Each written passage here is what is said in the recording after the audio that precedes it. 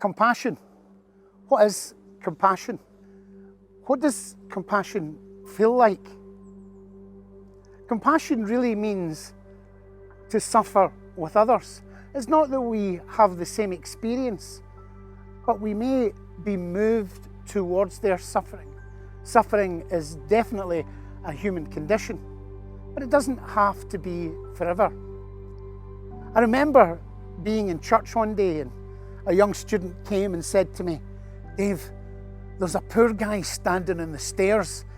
And this young student looked quite scared. I said, "And what?" He says, "Well, I don't know how to deal with him." And I thought, "Oh, what?" I said, "What's his name?" He said, "I don't know." Anyway, I went to see this young guy standing in the stairs, and understandably the young student may have been maybe taken aback by this guy's appearance. He was dishevelled. His face looked like layers of paint on his face. I asked him his name. First of all, I introduced myself and asked him his name. His name was Mike. I said to Mike, "Mike, what do you want? What is it? How can we help you?" And he said, "I'm really just here for some food." And I said, "Well, okay, let's see what we can do." And we had a food bank. We gave him some food. But he came into the church service, and in fact, within a few weeks, he started making some friends. He was still suffering. He was still had lots of challenges in his life. But people started moving towards him and changes started to take place in him. Compassion always moves us towards action. But I wonder if we can be compassionate about ourselves. First of all, it starts without judgment. I hear so many people judging themselves, criticizing themselves, almost mercilessly, doing these kind of things that are not kind to themselves. You know, we all have flaws, we all have inadequacies, and we all make mistakes.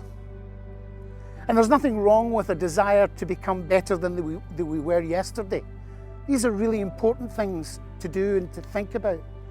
But first of all, we need to move towards ourselves with a bit of compassion and love. And love is not just an emotion or a nice, warm feeling. When we truly learn to love ourselves, we start to move towards ourselves with compassion. And compassion will give us the impetus to make the changes that we want to make in our lives.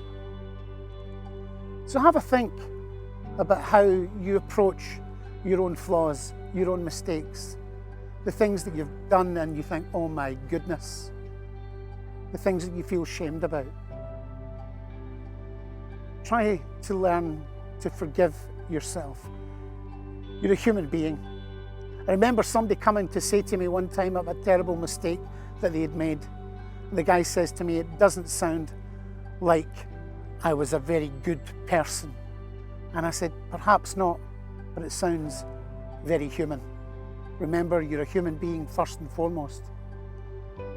Having compassion on yourself will help you to have compassion on others and always moves us towards making a difference, maybe for someone else, maybe for ourselves. So have some compassion, especially for you, and look around to have compassion for others. We can improve our lives, we can improve the lives of others. So move today.